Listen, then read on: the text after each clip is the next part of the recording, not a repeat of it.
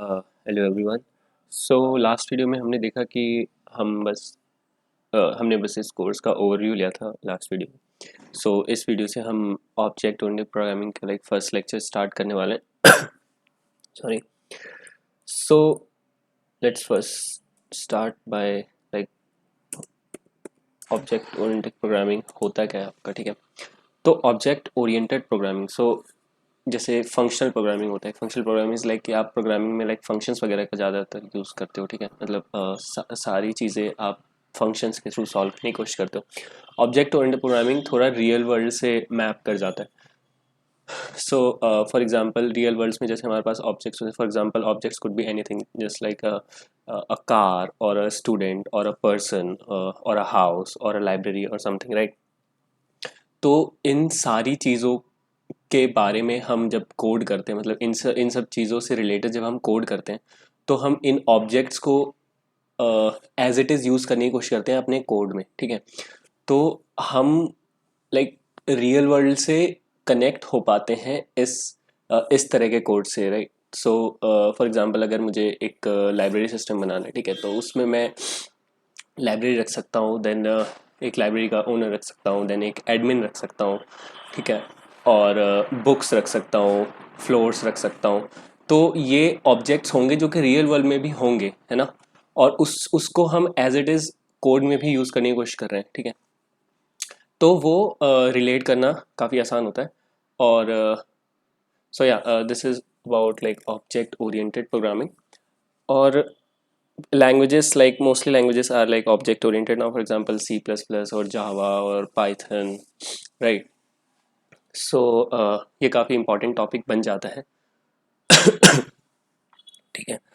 सो अब हम इसके देखते हैं कि ठीक है, हमने मतलब ऑब्जेक्ट ओरिएंटेड प्रोग्रामिंग का एक ओवरव्यू लेके, ठीक है, क्या होती है ऑब्जेक्ट ओरिएंटेड प्रोग्रामिंग। अब ऑब्जेक्ट ओरिएंटेड प्रोग्रामिंग दो चीज़ें आती हैं, ठीक है। एक आता है आपका ऑब्जेक्ट, ठीक है, एक आता है आपका क्लास, ठीक है। क्लास में रखते हैं। तो ये दो जो है वो मेन एंटिटी होती है किसी भी ऑब्जेक्ट ओरिएंटेड प्रोग्रामिंग की, ठीक है।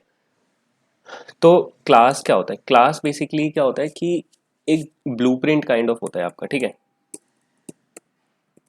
ब्लूप्रिंट होता है। फॉर एग्जांपल अगर जैसे मैंने लाइब्रेरी का एग्जांपल दिया, ठीक है, और वहाँ पे मुझे एक एडमिन को डिफाइन करना है, या चलो लाइब्रेरी का एग्जांपल रखते हैं। फॉर एग्जांपल अगर मुझे एक एक कार का डिज़ाइन करना है, ठीक है, कि उसमें क्या क्या चीज़ें होंगी और वो क्या क्या फंक्शंस कर सकता है। तो मैं क्या करूँगा, मैं एक कार का एक पहले ब्लूप्रिंट निकालूंगा, ठीक है। ब्लूप्रिंट क्या निकालूंगा कि ठीक है भाई, जो भी मतलब जितने भी कार्स मैं डिफाइन करूँगा उनमें ये प्रॉपर्टीज़ होगी। फॉर एग्जांपल उसका एक टाइप होगा, उसका engine, for example what ever the type है, उसका इंजन, वो इंजन होगा, ठीक है। नंबर ऑफ टायर्स होंगे, ठीक है। और फॉर एग्जांपल एक फंक्शन होगा जो कि बोलेगा कि स्टार्ट होने के लिए, ठीक है, एंड देन स्टॉप, ब्रेक और समथिंग। तो मतलब कि ये एक ब्लूप्रिंट मैंने तैयार कर दिया, ठीक है, कि मतलब जो भी मैं कार बोलूँगा, ठीक है, उनकी ये चीज़ें होंगी, ठीक है। और ऑब्जेक्ट क्या होता है? ऑब्जेक्ट बेसिकली होता है ये जो ब्लूप्रिंट हमने बनाया है, ठीक है, उस ब्लूप्रिंट को यूज़ करके रियल ऑब्जेक्ट जो हम बनाते हैं, ठीक है। तो ये जो जब भी हम ब्लूप्रिंट बनाते हैं तो ब्लूप्रिंट का कोई स्पेस नहीं लेता मेमोरी में, ठीक है। मतलब इसको डिफाइन करने के लिए जो भी थोड़ी बहुत स्पेस ये होती है वही होता है, ठीक है। बट लाइक जब हम मतलब मेन स्पेस किस में जाता है, जब हम कोई ऑब्जेक्ट डिफाइन करते हैं। और वो ऑब्जेक्ट कैसे डिफाइन होता है? जो भी ब्लूप्रिंट है उसको यूज करके ऑब्जेक्ट डिफाइन होता है, ठीक है।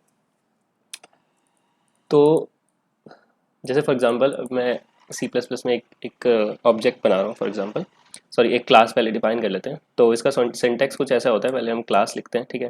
फॉर एग्जांपल मुझे स्टूडेंट क्लास बनाना है,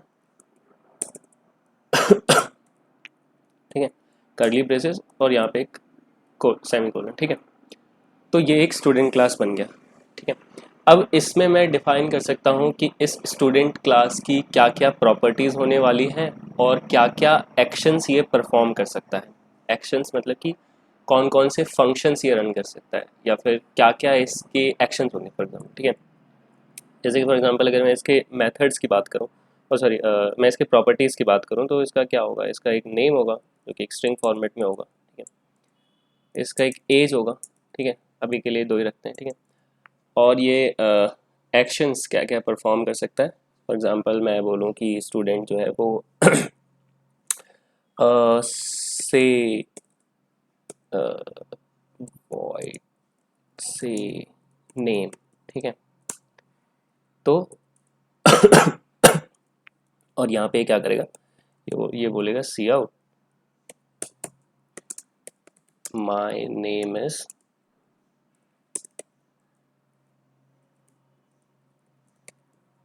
ठीक है। तो अब हमने, ठीक है, हमने एक स्टूडेंट क्लास का एक ब्लूप्रिंट रेडी कर दिया, ठीक है। यहाँ पे हमने डिफाइन ये नहीं किया है कि स्टूडेंट का नाम अमित है या फिर जॉन है या फिर क्या है, ठीक है।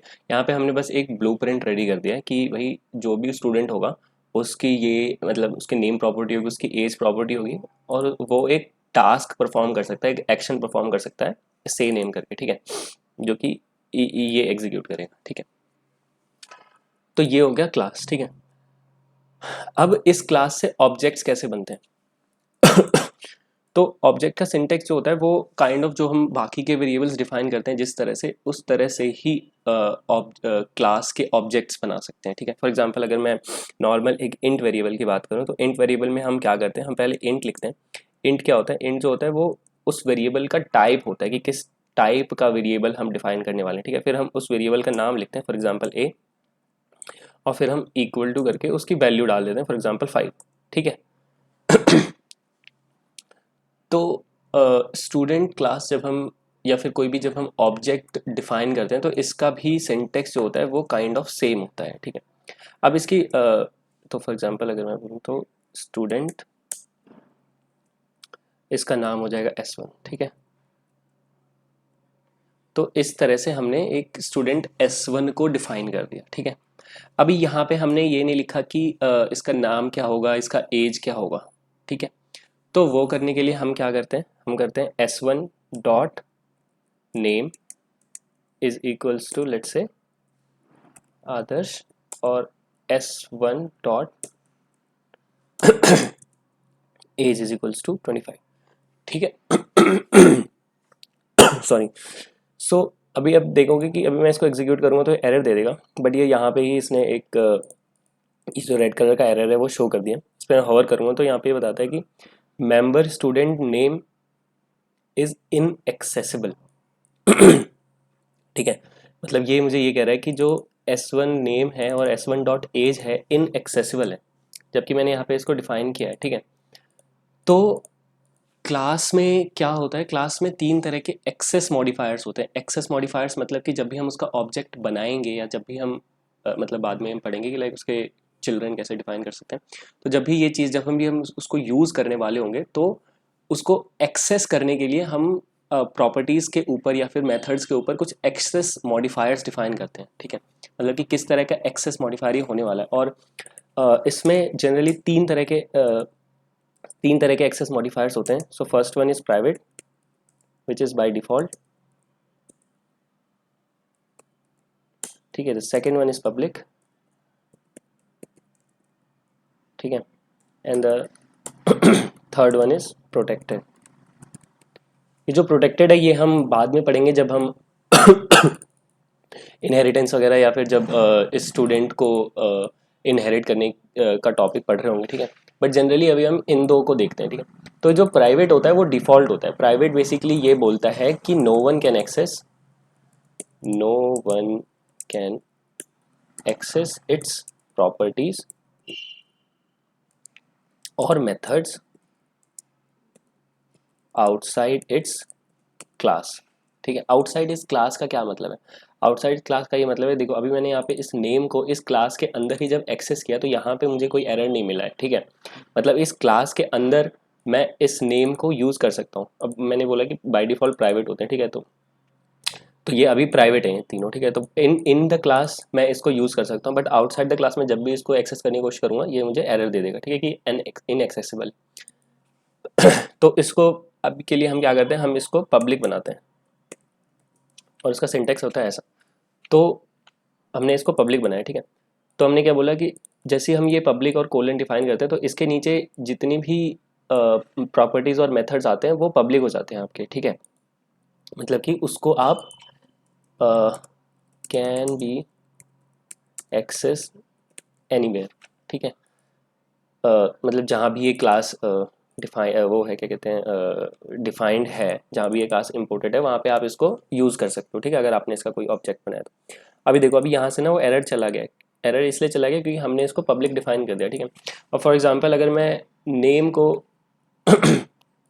अगर मैं ऐसे करता हूँ, ठीक है, तो अभी मैं क्या कह रहा हूँ कि बाय डिफ़ॉल्ट ये नेम का क्या होगा, ये तो प्राइवेट ही होगा, ठीक है। तो आइडली क्या होना चाहिए, नेम पे एरर आना चाहिए। और ये जो पब्लिक है, पब्लिक के नीचे जितने भी है वो आपका एक्सेसिबल है आउटसाइड द क्लास भी, ठीक है। तो ये ना कुछ ऐसा होता है, ठीक है, यानी कि ये नेम जो है वो प्राइवेट हो गया आपका, ठीक है, और फिर ये जो है वो आपका पब्लिक हो गया, ठीक है। तो आप देखो कि यहाँ नेम पे मुझे एरर दे रहा है कि इट इज़ इनएक्सेसिबल, ठीक है, बट एज पे कोई एरर नहीं दे रहा क्योंकि ये पब्लिक है, ठीक है। तो तो ये आपका प्राइवेट और पब्लिक एक्सेस मॉडिफायर था, ठीक है। अब इसको एक बार एग्जीक्यूट करते हैं। एग्जीक्यूट करने के लिए हम क्या करते हैं, हम यहाँ पे एक प्रिंट फंक्शन भी ले लेते हैं। सो वॉइड प्रिंट स्टूडेंट, ठीक है। ये प्रिंट स्टूडेंट क्या करेगा, ये बेसिकली बोलेगा कि सी आउट नेम, सॉरी,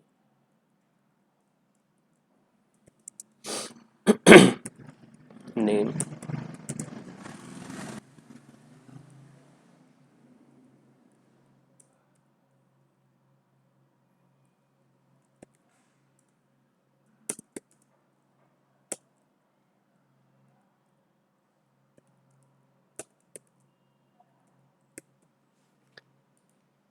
ठीक है। तो एक प्रिंट स्टेटमेंट लिख लिया हमने। पहले एक बार इसको ऐसे ही प्रिंट करवाने की कोशिश करते हैं। तो ठीक है, तब हमें कोई किसी भी ऑब्जेक्ट की, ठीक है, ये S1 क्या है, S1 आपका ऑब्जेक्ट है ना, S1 आपका ऑब्जेक्ट है, ठीक है। प्रॉपर एक ऑब्जेक्ट बन गया, ठीक है, यूजिंग यूजिंग स्टूडेंट क्लास, ठीक है। यूजिंग बोल सकते हैं इसको, इम्प्लीमेंटिंग बोलते हैं, इम्प्लीमेंटिंग स्टूडेंट क्लास, ठीक है। और ये आपका क्या था, ये आपका क्लास था, ठीक है। ठीक है, तो किसी भी ऑब्जेक्ट की जब प्रॉपर्टीज या कोई मेथड एक्सेस करना होता है तो हम क्या करते हैं, हम उस ऑब्जेक्ट को लिखते हैं एंड डॉट उसका नेम लिखते हैं, ठीक है, ये सिंटेक्स है, ठीक है। अब एक बार इसको हम ऐसे प्रिंट करवाने की कोशिश करते हैं, S1 डॉट नेम, ठीक है। और हम करते हैं सी आउट, इसकी एक प्रॉपर्टी भी एक्सेस करते हैं, for example S1 dot print student, ठीक है। तो प्रिंट स्टूडेंट जो एक फंक्शन है ऑब्वियसली, ठीक है, तो इस प्रिंट स्टूडेंट को जब भी हम एक्सेस करेंगे तो उसको हमें कॉल करना होगा ना, क्योंकि ये एक फंक्शन है। तो अब हम इसको एग्जीक्यूट करते हैं।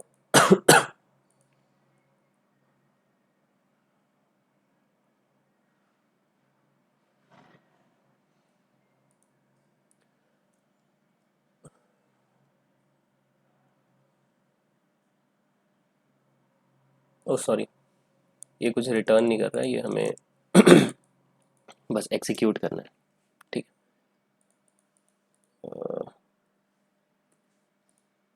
ठीक है ना, इट्स गुड, ठीक है, इसको एग्जीक्यूट करते हैं एक बार।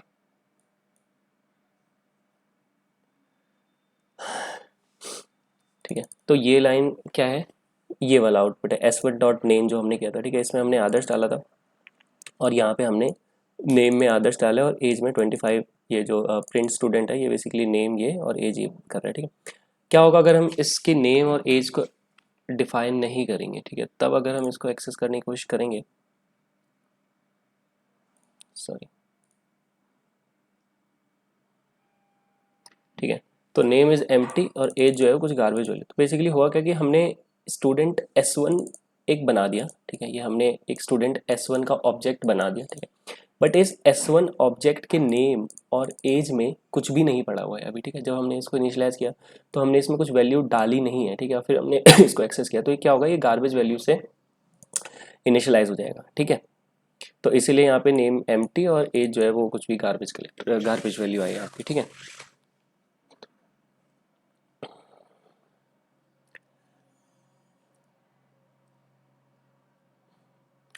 ओके, सो ये हो गया किस तरह से हम इसमें, अभी हमने क्या देखा कि हम किस तरह से क्लास डिफाइन कर रहे हैं, क्लास क्या होता है, क्लास किस तरह से डिफाइन कर रहे हैं, ठीक है। फिर हमने देखा कि हम उसका ऑब्जेक्ट कैसे बना रहे हैं, उस ऑब्जेक्ट की वैल्यूज़ कैसे सेट कर रहे हैं और कैसे एक्सेस कर रहे हैं। एक्सेस करते टाइम हमने एक एरर देखा था इनएक्सेसिबल का, उसके लिए हमने एक्सेस मॉडिफायर्स पढ़े, private, public and protected. Protected हम बाद में देखेंगे। तो अभी हमने मेनली प्राइवेट और पब्लिक पढ़े हैं। प्राइवेट क्या करेगा, प्राइवेट डिफ़ॉल्ट होता है और वो उसकी प्रॉपर्टी जो भी प्राइवेट में डिफाइंड होती है वो सिर्फ आप उस क्लास में एक्सेस कर सकते हो, उस क्लास के बाहर एक्सेस नहीं कर सकते। पब्लिक आप कहीं भी एक्सेस कर सकते हो, ठीक है।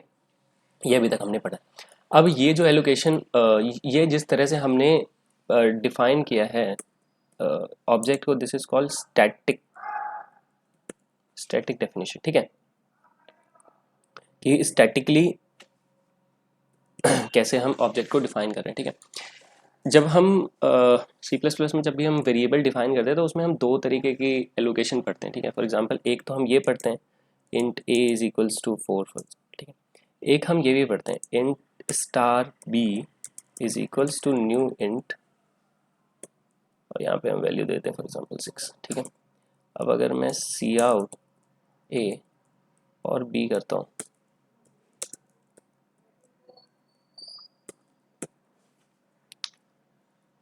ओके,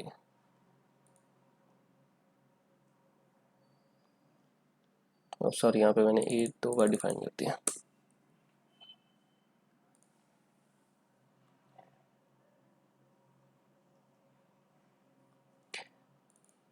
ठीक है। तो यहाँ पे ए में हमने 4 डाला था, ए आ गया, ठीक है। जब भी हमने बी डिफाइन किया तो बी को हमने this is called dynamic allocation, है ना,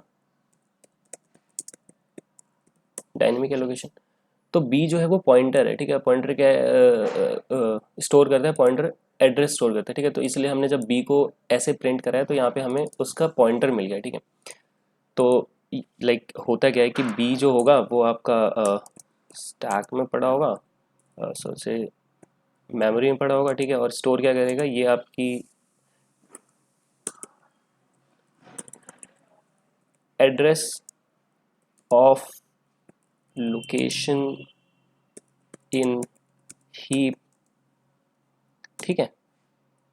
इसको एक्सेस करने के लिए हम क्या करते हैं, हम यहाँ पे स्टार भी लगाते हैं, है ना, कि वैल्यू, स्टार क्या करता है कि वैल्यू एट पॉइंटर बी, मतलब बी जहाँ पे भी पॉइंट कर रहा है उसकी वैल्यू क्या है, ठीक है। अब एक बार इसको प्रिंट करते हैं,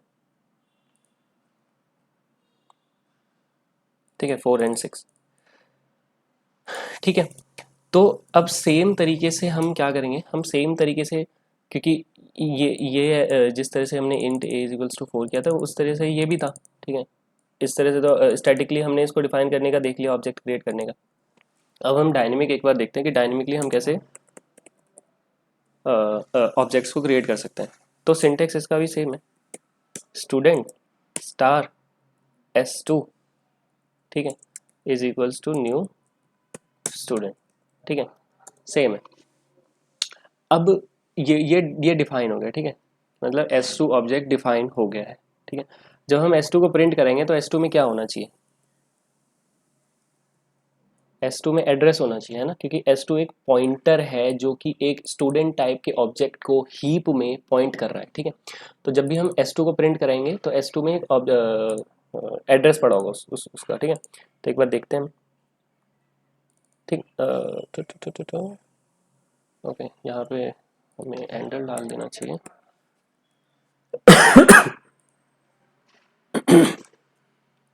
ठीक है। तो S2 में आपका क्या पड़ा हुआ, एड्रेस पड़ा हुआ, ठीक है, ठीक है जी। अब हमें, जब हमने स्टैटिकली एक ऑब्जेक्ट बनाया था तो उसमें हमने ऑब्जेक्ट उसमें हमने उसकी प्रॉपर्टीज हमने कैसे सेट की थी, s1 dot name, s1 dot as करके, है ना। तो इसमें हम इसकी प्रॉपर्टीज को कैसे सेट करेंगे, जिस तरह से हम बाकी के वेरिएबल्स में करते हैं, जिस तरह से हम बी में करते हैं ना। तो बी को कैसे एक्सेस करते हैं, स्टार बी करके एक्सेस करते हैं। अगर हमें जैसे ये बी है, बी बी की एक्चुअल वैल्यू पड़ी कहाँ है, हीप में पड़ी है ना। उसको एक्सेस करने के लिए हम क्या करते हैं, हम करते हैं स्टार बी, ठीक है। तो सेम यहाँ पे हम इसको एक्सेस करने के लिए क्या करेंगे, हम करेंगे स्टार s2, ठीक है। स्टार s2 किया, स्टार एस टू क्या है, उस वाले हीप लोकेशन पे जहाँ पे ये ऑब्जेक्ट पड़ा है, ये जो ऑब्जेक्ट एस टू हमने बनाया है वो जहाँ पे पड़ा हुआ है उसको हमने ऐसे एक्सेस कर लिया, ठीक है। अब इसकी वैल्यू हमें क्या डालनी है, हमें इसकी वैल्यू अगर एज डालनी है तो भाई मैं डाल दूंगा 34, सॉरी ये एक इंट है 34, ठीक है। और सेम मैं बोलूँगा, पहले मैं उसको एक्सेस करूँगा एस टू, ठीक है, वो उस हीप लोकेशन पे पहुँच गया। फिर मैं यहाँ पे इसकी नेम डालूंगा, सपोज रोहन, ठीक है। अब एक बार इसको प्रिंट करवाते हैं, cout star S two dot print student, sorry cout नहीं आएगा क्योंकि ये फंक्शन है, तो यहाँ पे हम सिंपली करेंगे star S two dot print student, ठीक है। इसको एक बार रन करते हैं, ठीक है। नेम रोहन, एज 34, जो कि हमने यहाँ पे सेट किया था, ठीक है। अब ये जो सिंटेक्स है ये काफ़ी लॉजिकल लग रहा है ना, कि हम इसको पहले एक्सेस करेंगे फिर डॉट से इसको सेट करेंगे, ठीक है, जो सेम वे में हमने यहाँ किया था, ठीक है। अब इस चीज़ को एक शॉर्ट हैंड बनाने के लिए क्या किया हुआ है, एक एरो दिया हुआ है, ठीक है। एग्जाम्पल नेम अगर मैंने कर दिया अमित और एस टू डॉट एज मैंने कर दिया 28, ठीक है। और सेम मैं यहाँ पे भी इसको ऐसे एक्सेस कर सकता हूँ S two dot print student, ठीक है। तो ये जो स्टार एस टू मतलब पहले एक्सेस करना फिर उसके प्रॉपर्टीज को एक्सेस करना है ना, पहले ऑब्जेक्ट को एक्सेस करना फिर डॉट से उसकी प्रॉपर्टीज को एक्सेस करना, इसका एक शॉर्ट हैंड है एरो, ठीक है। इससे हम डायरेक्ट एस टू, जहाँ भी एस टू का पॉइंटर जिस भी लोकेशन में पॉइंट कर रहा है, इस एरो से डायरेक्ट हम उसके मतलब इंटरनल यही कर रहा है कि पहले उसके ऑब्जेक्ट को एक्सेस किया फिर उसकी प्रॉपर्टी को एक्सेस किया, ठीक है। तो अब इसको एक बार एग्जीक्यूट करते हैं,